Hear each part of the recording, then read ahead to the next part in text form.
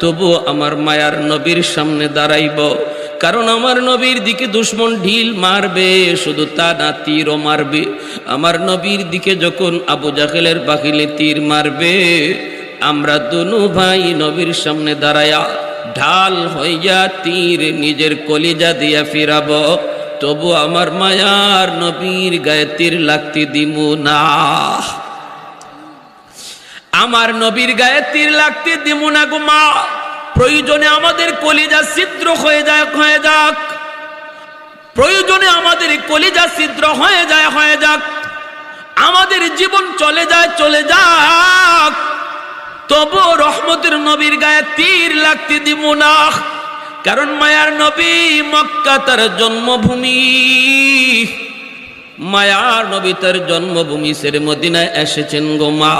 নবী আমাদের কাছে মেহমান, আমরা হলাম